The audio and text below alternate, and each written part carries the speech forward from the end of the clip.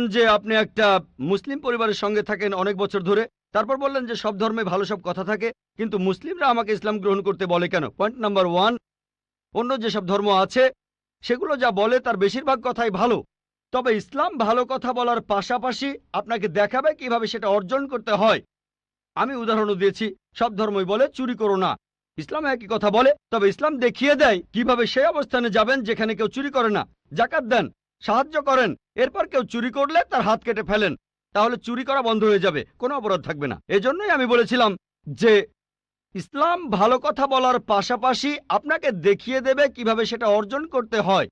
2 নম্বর point, আমি বিভিন্ন ধর্মের একজন ছাত্র হিসেবে বলছি, যদি আপনি হিন্দু ধর্মগ্রন্থগুলো মেনে চলেন, মনে হয় আপনি হিন্দু, যদি হিন্দু ধর্মগ্রন্থগুলো মেনে চলেন, যদি একজন ভালো হিন্দু হন, আপনাদের ধর্মগ্রন্থই বলছে ঈশ্বর মাত্র একজন। আমার লেকচারে অনেক হিন্দু ধর্মগ্রন্থের উদ্ধৃতি দিয়েছি, এক ঈশ্বর। আপনাদের ধর্মগ্রন্থ বলছে মূর্তি পূজা করবে না, ভগবদ্গীতার 7 অধ্যায়ের 20 অনুচ্ছেদ বলছে জাগতিক আকাঙ্ক্ষা যাদের বুদ্ধিকে আচ্ছন্ন করে রেখেছে তারা নকল ঈশ্বরের পূজা করে, তারা মূর্তি পূজা করে। এক ঈশ্বরে বিশ্বাস করতে হবে।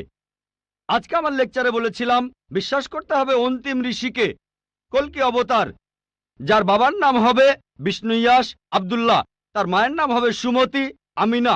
তিনি জন্মগ্রহণ করবেন সাম্বালা নামের গ্রামে মক্কা। তিনি জন্মাবেন সাম্বালা শহরের প্রধানের ঘরে, মক্কার প্রধানের ঘরে।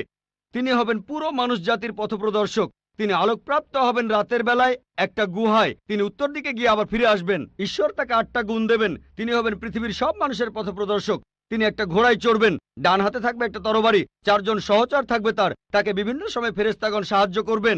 এরকম আরো অনেক অনেক। এই মানুষটা কে? যদি ভালো হিন্দু হয়ে থাকেন তাহলে আপনি এই অন্তিম ঋষিকে বিশ্বাস করবেন, তা না হলে আপনি ভালো হিন্দু নেই। যদি ভালো হিন্দু হয়ে থাকেন তাহলে এক ঈশ্বর বিশ্বাস করবেন, তাহলে আপনি মূর্তি পূজা করবেন না। নাতাস্তি প্রতিমা আস্তি, মহান ঈশ্বর, তার কোনো প্রতিমা নেই, তার কোনো প্রতিমূর্তি নেই, তার কোনো ছবি নেই, তার কোনো ফটোগ্রাফ নেই, তার কোনো ভাস্কর্য নেই। আর আমি বিতর্ক করেছি পণ্ডিতদের সাথে, হিন্দু পণ্ডিত, উনারা শঙ্করাচার্য অনেক, সেখানে আমি কথা বলেছি। কোন শঙ্করাচার্যই আমাকে বলেননি ভাই আপনি ভুল বলেছেন, কেউ না। একটা বিতর্ক করেছিলাম শ্রী শ্রী রবিশঙ্করের সাথে 21শে জানুয়ারিতে।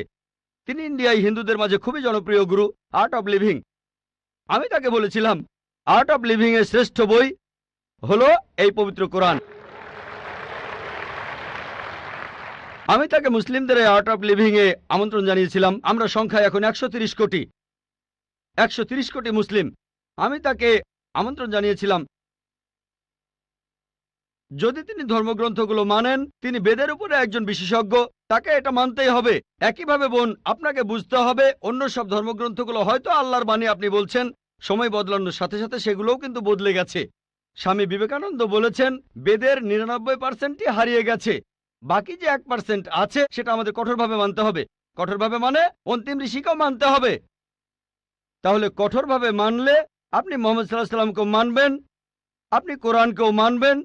আর আমি আপনাকে এখানে আমন্ত্রণ জানাচ্ছি, এই শান্তির ধর্মে আমন্ত্রণ জানাচ্ছি, যাতে করে আপনি আল্লাহর কাছাকাছি আসতে পারেন।